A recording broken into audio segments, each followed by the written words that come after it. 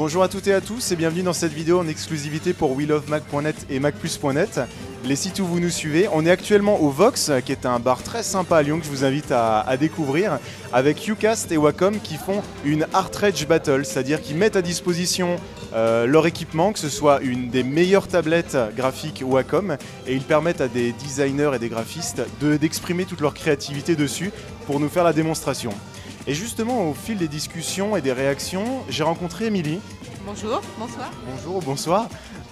Tu nous faisais part comme quoi toi aussi tu dessinais mais avec tes mains. Oui, voilà, tout à fait. Est-ce que c'est professionnel, personnel? Est-ce que ça a été dans le cadre de tes études? Alors non, c'est uniquement personnel. J'aime beaucoup tous les arts graphiques, j'aime beaucoup la photographie, je dessine également. J'ai eu pris des cours de dessin, je continue à dessiner pour mon propre plaisir. Je fais un petit peu de BD, mais c'est vraiment uniquement par passe-temps personnel. C'est pas du tout quelque chose qui me rémunère ou qui m'apporte un intérêt professionnel. Donc c'est vraiment par passion quoi. Voilà, tout à fait. Généralement c'est ce qu'il y a de plus intéressant, c'est quand les gens ils parlent avec la passion et que... Complètement. Et alors justement, quelles sont les techniques que tu utilises? Alors pour moi, en fait, les techniques utilisées sont des techniques traditionnelles qui sont voilà, le fusain, l'aquarelle, la gouache, tout ce qui est craie grasse, craie sèche. Mais en fait, je ne connais pas du tout ce type de techniques qui pour moi sont des techniques réservées vraiment plus au design, aux professionnels certes, et vraiment à des univers graphiques qui sont très spécifiques et qui ne sont pas les miens en fait. Et quelle est la manière, quelle est la technique ou quel est l'outil que tu préfères utiliser parmi tous ceux que tu nous as nommés toi personnellement? Ça dépend de ce que je veux dessiner. Si je dessine des modèles de dessin de vêtements ou si je fais de la bande dessinée, je n'emploierai pas forcément les mêmes techniques. Donc c'est très difficile, mais il y a des techniques qui sont beaucoup plus délicates à utiliser, qui sont l'huile par exemple. La question c'est qu'est-ce que tu préfères dessiner avec quoi?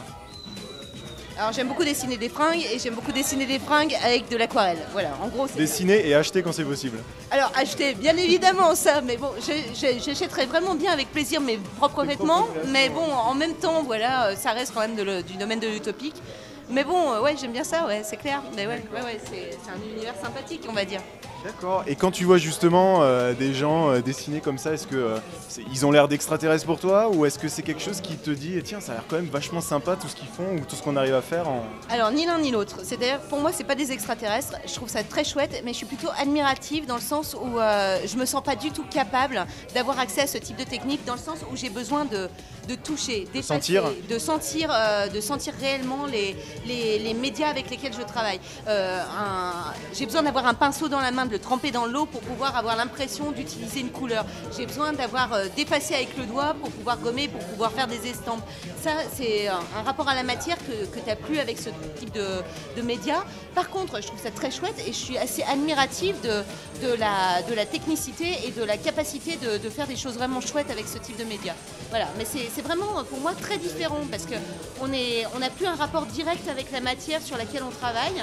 Mais je pense par contre, l'avantage... Je n'ai pas essayé non plus, donc il faut voir aussi, mais je pense qu'il faut avoir une connaissance et une compétence au niveau des palettes. Et des logiciels avec. Et des logiciels que j'ai pas du tout, quoi. Je connais pas du tout Photoshop, par exemple, rien que ça.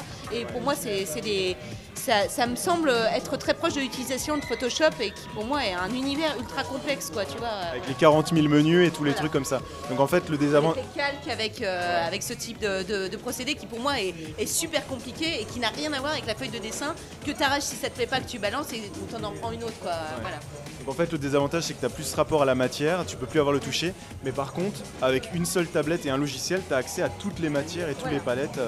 D'accord. Donc ça peut être super complémentaire. Ah mais oui, ça peut être complémentaire. Et je pense qu'en fait, ce qui peut être intéressant aussi, c'est de voir le mix entre les deux et de voir où est-ce que tu peux trouver une forme d'hybride entre les deux, à savoir entre ce qui est ta propre création manuelle avec des médias classiques, traditionnels, et justement pouvoir les mêler avec ces médias qui sont des nouveaux médias qui sont capables de te faire accès à une technologie qui est vraiment différente et qui permet de reprendre, de modifier.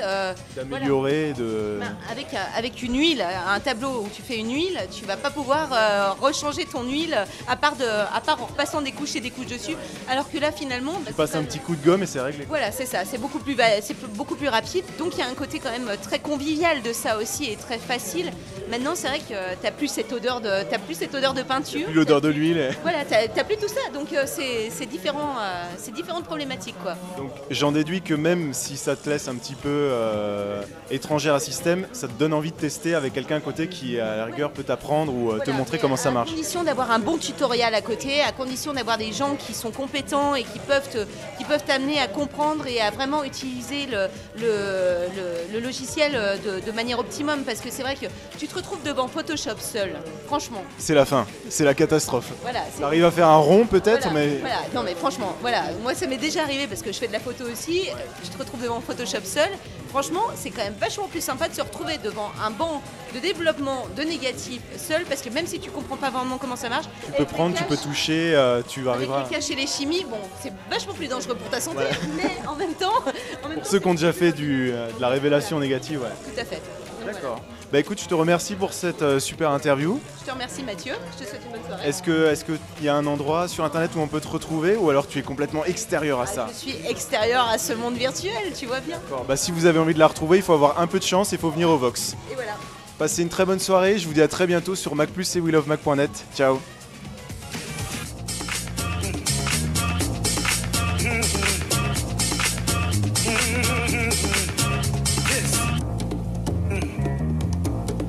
Yes.